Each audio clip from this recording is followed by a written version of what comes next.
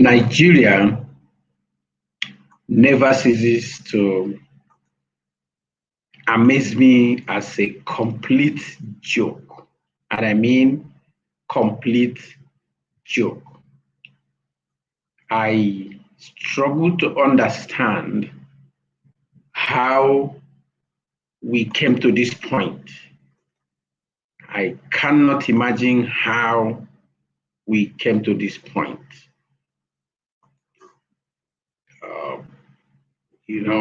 How did we get here?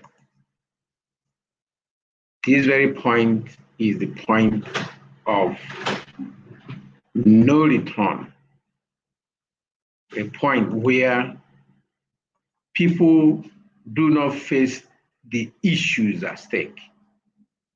Every time we are pointing fingers in the wrong direction when something else is happening, instead of being serious about those issues, we are busy trying to divert attention. How do we, react to this topic on the banner, that Igbos must go, a threat that is recently given by Arewa Republic and Fulani youths? This Arewa Republic seems like a faceless organization because nobody has heard about it before. And, Arewa Republic, if it means what it means, sounds like a good idea if you ask me. It is high time we have a republic that is for Arewa, possibly the Sharia states in Nigeria. I think it's high time they have their own republic, different than the one of the other ethnic nationalities of this country. If you are not worried about these kind of situations, then you are not looking at this country with a hope for its survival.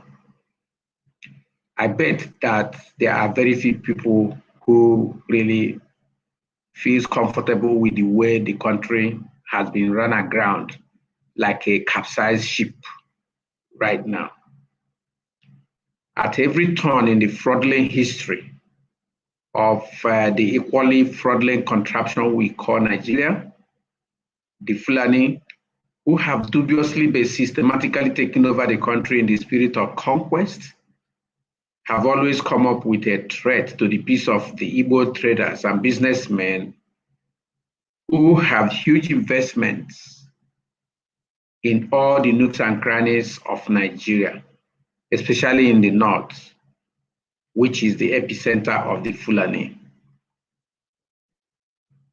Following the July 1966 military coup by northern soldiers, the Fulani, then working with Hausas, descended on the hapless Igbo traders and murdered in cold blood hundreds of thousands of them, including decapitating pregnant women and excising out the babies inside their womb before killing both mother and child. Several other unprovoked incidents where Igbo shops are attacked and looted by Fulani-inspired attacks on Igbos, where the Igbos lost hundreds of millions of Naira worth of property and businesses, have been happening in this country since July 1966. Given the devastating impact of these attacks, the Fulani has turned the situation into a threat element. Each time there is an issue, which they would be the obvious agent provocateurs, they would threaten to attack Igbos in the north.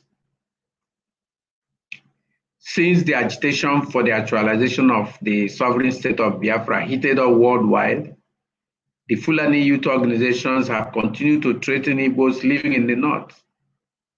At one point in September 2017, an organization of northern youth called the Arewa Youth Consultative Forum led by one Yerima Shetima, gave Igbos living in the north up to October 1, 2017 to vacate the north, just because there was a successful sit-at-home protest carried out by the indigenous peoples of Biafra, IPOB, in the agitation for a referendum to have the people decide whether they will want to come to stay in Nigeria or become Biafra. The recent threat, hashtag Igbo must go, by a faceless group identified by name as Arewa Republic, is one threat too many. In line with the Fulani system, attack on Igbos in the north and the vandalization of their shops abated only because the Igbos decided to give back such attacks instead of the former system of cowing down. Since then, the only thing the Fulani had done is threaten violence and vandalism on Igbos and their shops and businesses. The downside of the threats from Northern Fulani youth is that some Igbos actually feel frightened by the threats and hence would not support the cause of Biafra lest they are victimized. It is vital that the Igbos ignore these Fulani miscreants. Experience from over the years clearly show that if you support Biafra, you will face some danger. And if you do not support Biafra, Fulani must continue to kill and pillage Nigeria, whether you are in your homeland or in the north. How many attacks has the Fulani launched on Ebonyi State, Enugu State, Anambra State, Imo State, Abia State only recently, which leads to their killing of scores of people, macheting them, shooting at them, burning down their houses, and rendering them, the many people there, widows and widowers, fatherless and childless. It is true that the Fulani is like a sesefly perching on the scrotum. Whether you kill them or leave them, you face danger. The right thing, therefore, is to face them squarely. An eye for an eye, a tooth for a tooth. If you like, run.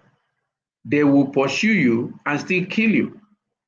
So why don't you then stop and fight back, which is the only time you have a chance to live, instead of cowing down, running, and yet you get killed.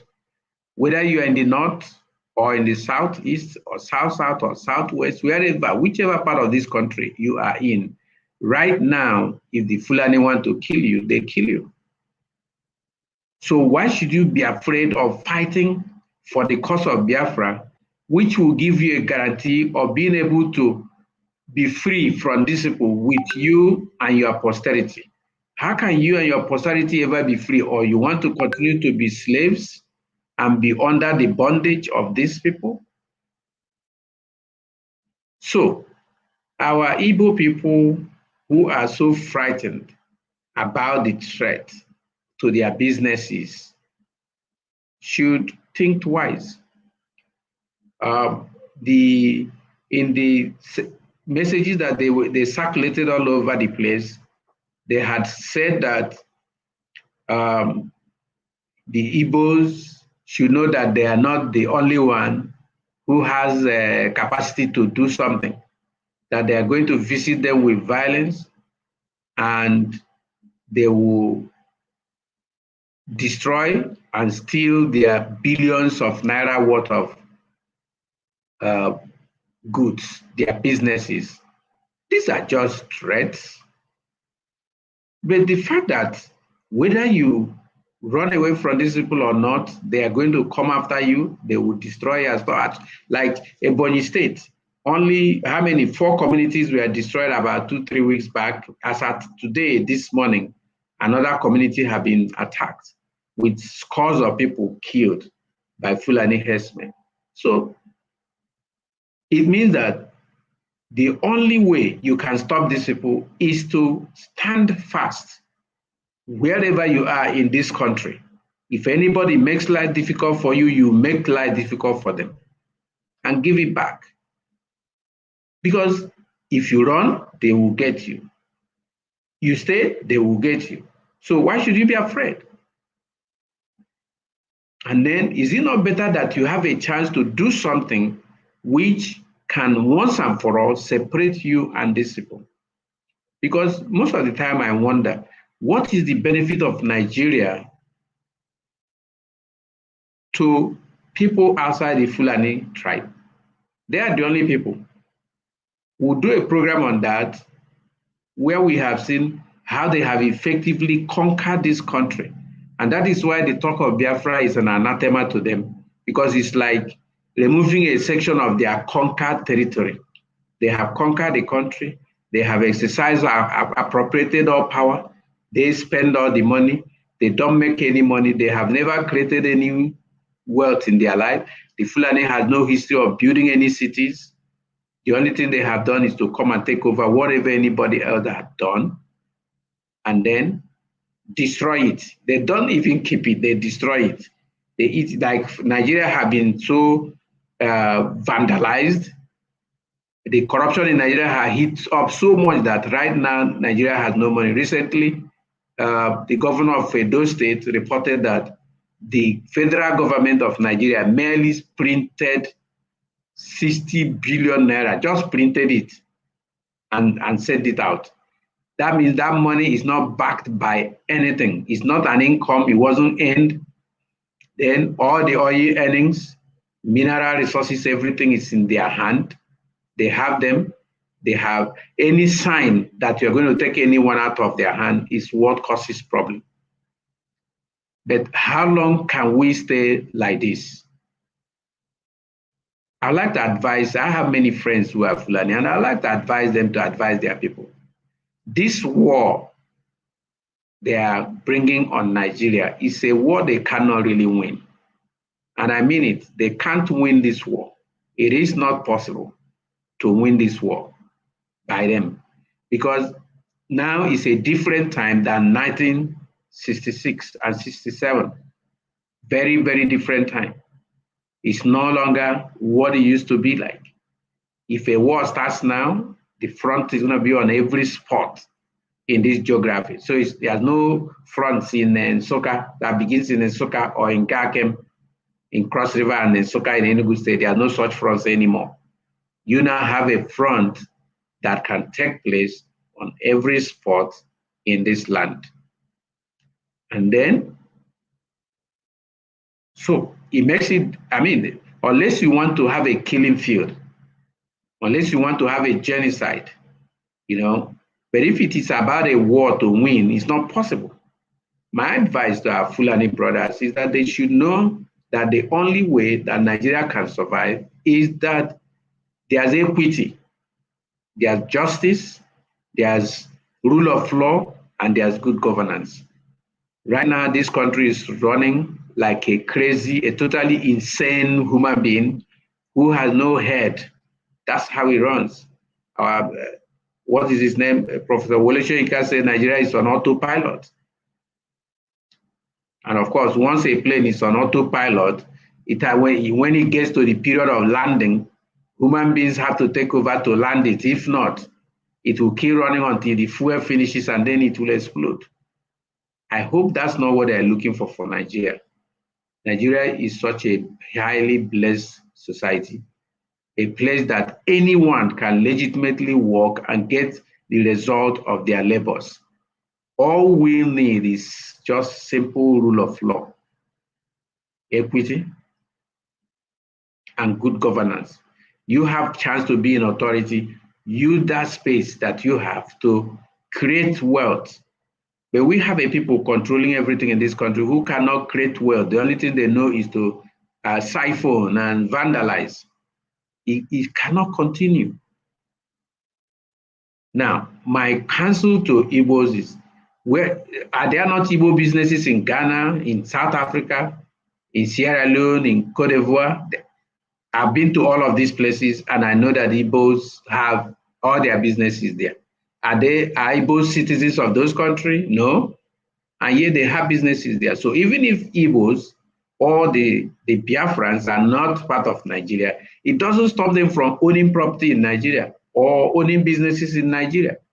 So do not succumb to this threat, which makes it difficult for you to come out from a much more dangerous situation, which is this association that is gradually and deliberately emasculating, killing, kidnapping, raping, destroying, and making it difficult for people to farm and produce food, which we can eat.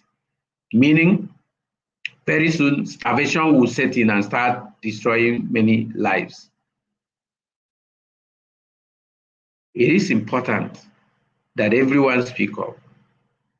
And if you are an Igbo man and you have your business in the north, mind you, it is still in danger whether you work for the cause of Biafra that will ultimately bring you freedom and bring freedom for your children and your children's children.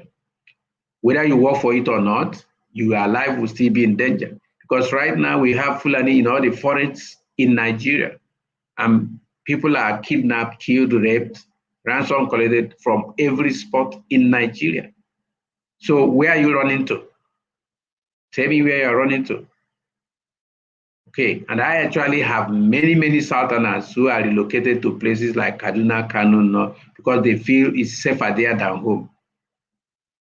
If that is the case, then what is the purpose of running, of not supporting a cause that will bring freedom because you fear they will attack your business? Your business will be attacked regardless of where you are, whether you are in Enugu or you are in Kano, whether you are in Sokoto or you are in Abakaliki. Regardless of where you are, you will lose your business to these people because they are well decided on what they're doing. They know what they're doing, and it is happening as part of a plan that has been set up over the years. So it is a matter of you choose your poison. Choose your poison and take it. Thank you very much. I hope this will help you. We'd like you to make comments about what is going on. We'd like you to share this video. We'd like you to touch live to help your brothers and sisters to learn what is going on. It is important that we have a united front that resists the anarchy and the danger that these people are planning, all of which is not in the best interest of Nigeria. Thank you, and do have a blessed day.